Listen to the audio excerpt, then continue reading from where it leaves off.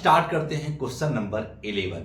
Question number 11 भी आसान है क्योंकि क्वेश्चन नंबर रिक्त स्थान है जिसको कहते हैं इंग्लिश में फिल इन द ब्लैंक्स।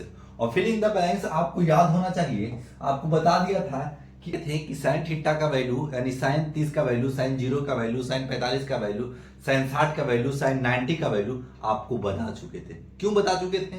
ताकि सारा डाटा उसी का इसमें यूज होने वाला है।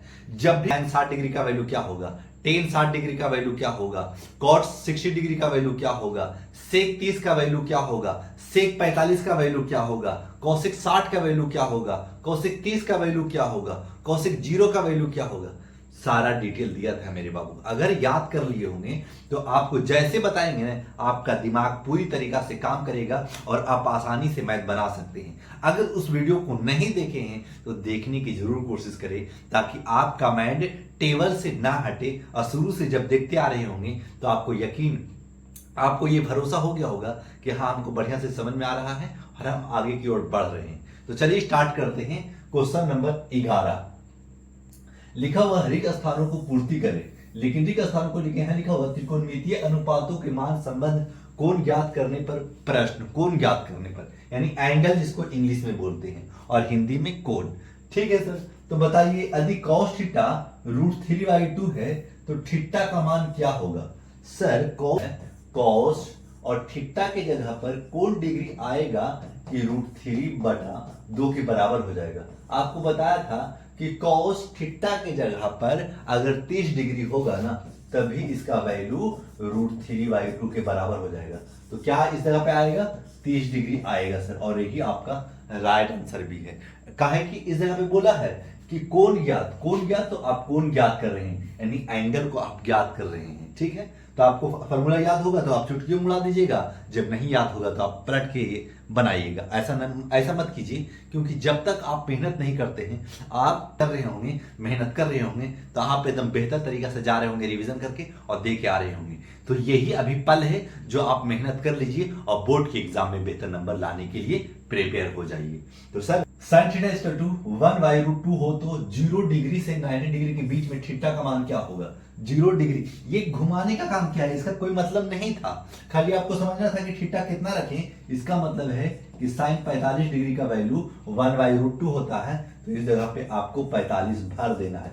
ये सब आपको किनारे लिखना है, खाली रिक्त स्थान पे 30 डिग्री 45 डिग्री लिखना है यानी एंगल यानी कोण लिखना है बस। फिर अगला क्या है सर? देखिए इस जगह पे थोड़ा सा घुमाया है तो हल्का सा कैलकुलेशन कर लीजिएगा।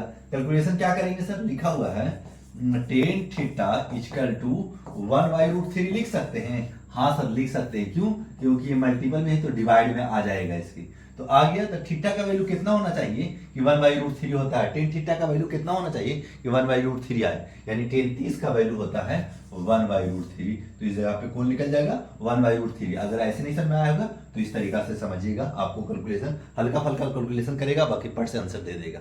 ठीक है, अब क्वेश्चन नंबर 3 हो चुका सॉन्ग, यानी फर्स्ट में 3 क्वेश्चन था और तीनों आपको आसानी से समझ में आ गया होगा। अब चलते हैं क्वेश्चन नंबर 12 में। 12 क्या बोल रहा है सर? बोल रहा है इस जगह पे यदि sin theta minus cos theta equal to 0 हो तो थीटा का मान बताएं जबकि 0 से बड़ा थीटा हो और थीटा से बड़ा 90 डिग्री हो, या यदि 0 डिग्री से बड़ा थीटा हो या थीटा से बड़ा 90 डिग्री हो तो थीटा के किस मान के लिए sin थीटा cos थीटा के मान समान होंगे। मान समान कहने का मतलब है समान यानी इक्वल होंगे, यानी इधर भी 10 है तो इधर भी 10 ही होना चाहिए। तो एग्जांपल में क्या sin theta equal to cos theta किसके बराबर है सर? तो sin 45 degree into cos 45 degree बराबर है। क्यों बराबर है? इसलिए बराबर है मेरे बाबू कि sin थीटा का वैल्यू 1/√2 हो जाता है और cos थीटा का भी वैल्यू 1/√2 हो जाता है, तो ये मान बराबर हो जाएंगे। तो मान समान बोल रहा था, इसका मतलब है हमें क्या आंसर देना है, यानी sin थीटा यानी 45 डिग्री आपको आंसर देना है कि sin 45 डिग्री और cos 45 डिग्री होगा तभी मान संभव है। ये लिख दीजिएगा इस क्वेश्चन के नीचे। ठीक है, क्वेश्चन नंबर 12 का फर्स्ट हो चुका सॉन्ग। अब चलते हैं क्वेश्चन नंबर 12 का सेकंड में। इसको मिटा देते हैं, इसको लिख लिए होंगे आप कॉपी में। कैलकुलेट करना पड़ेगा तब आंसर ए और बी का आएगा। बोले कैसे सर? देखिए लिखा हुआ है यदि sin a minus B equal to 1/2 cos a plus b equal to 1/2 जबकि 0 डिग्री से बड़ा a हो और प्लस b हो और यानी 90 डिग्री के बराबर हो, ए हमेशा बड़ा होगा बी से, यानी ए का मान ज्यादा आएगा एंगल में यानी डिग्री में, तो बी से ज्यादा आना चाहिए और ए और बी का मान ज्ञात करें। ठीक है, तो सर ठीक कर लेते हैं इसको, आसान है ये क्वेश्चन। देखिएगा हल लिख के चलिएगा तो एग्जामिनर चेक करेगा कि वाकई में बच्चे मेहनती हैं और पूरी तरीका से एक कॉन्सेप्ट वाइज समझा करके आंसर दिया है, उसका नंबर फुल में फुल दिया जाएगा। जैसे में इसको कैसे बनाएंगे सर, तो लिख दीजिएगा sin a minus B equal to 1/2। ठीक है, अब क्या करेंगे, क्या लिख सकते हैं इस जगह पे, sin a minus B equal to, क्या हम लिख सकते हैं sin किसका वैल्यू 1/2 होता है, sin 30 का वैल्यू, sin से sin कट जाएगा, काट की मत दिखाइएगा, बस समझा रहे हैं आपको। तो a minus B equal to 30 degree लिख सकते हैं, हाँ सर, कि sin से sin कट जाएगा और a minus B equal to 30 degree आ जाएगा, और sin 30 का वैल्यू 1/2 होता है, तो आपको पहले ऐसे करना पड़ेगा और समीकरण इसको 1 मान लीजिए। अब समीकरण 2 इससे बना लीजिए, तो क्या लिख सकते हैं, cos a plus b, cos a plus B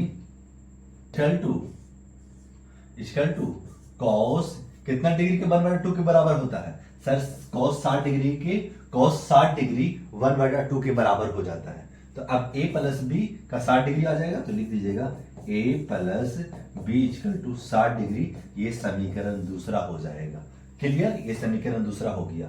तो a और b का वैल्यू निकालना है, तो लिखेंगे समीकरण 1 और 2 में, समीकरण 1 और 2 को ऐड करने पर, तो लिख दीजिएगा समीकरण 1 प्लस 2 लिख दीजिएगा, बस इतना ही लिखना है।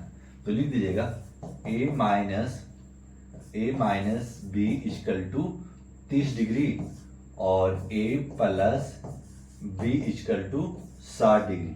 अब देखिए दोनों को ऐड कर रहे हैं ना, तो b कट जा रहा है और ये 2a आ जा रहा है, ये दोनों को ऐड करेंगे तो 90 हो जाएगा, और a इक्वल टू, आसान है मेरे बाबू, इसमें ऐसा नहीं कि कुछ अलग कर रहे हैं, आप 2 4 वाला रैखिक समीकरण बना ही के ट्रिगोमेट्री बना रहे होंगे, क्योंकि आपको पता होना चाहिए कि इस तरीका से होता है।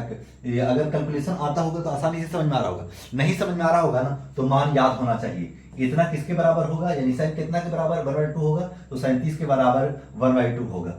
अब लिखा हुआ है, अब इससे क्या होगा, ये साइन से साइन कट गया, इसका वैल्यू 30 डिग्री आ गया, ये कॉस से कॉस हो गया, और a plus b equal to 60 degree क्यों किए, कहे कि 1/2 किसके बराबर होता है, कॉस 60 डिग्री 1/2 के बराबर होता है। 37 का वैल्यू जितना होता है उतना ही कॉस 60 का वैल्यू होता है। सारा डिटेल बताया था, अगर परिचय देख लिए होंगे तो आसानी से समझ में आ रहा होगा।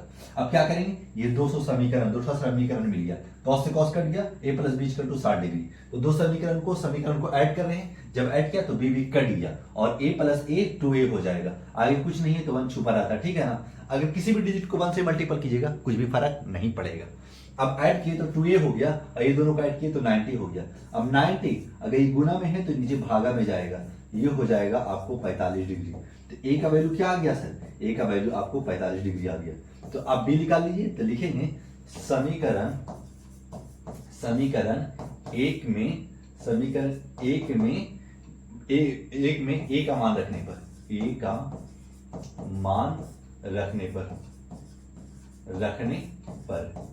क्लियर। तो समीकरण 1 में a का मान रखने पर, तो ये वाला है ये समीकरण है, तो लिखेंगे a minus B equal to 30 degree, कहे कि समीकरण ही नहीं एक था, इस जगह पे देख लीजिए एक था, तो अब लिख देंगे 45 डिग्री इस जगह पे, 45 degree minus B equal to 30 degree, और माइनस बी इक्वल टू 30, इधर प्लस में उधर ले जाएगा तो माइनस में हो जाएगा 45 डिग्री, तो minus 20 equal to minus 15 degree, minus से माइनस कट कर दीजिए, और b का वैल्यू 15 डिग्री आ गया।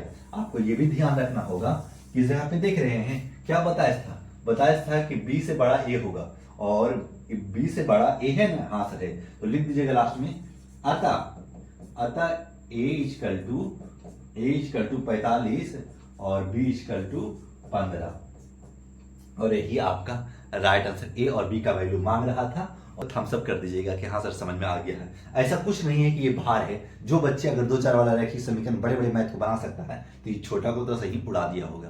तो अब चलते हैं क्वेश्चन नंबर 13 में।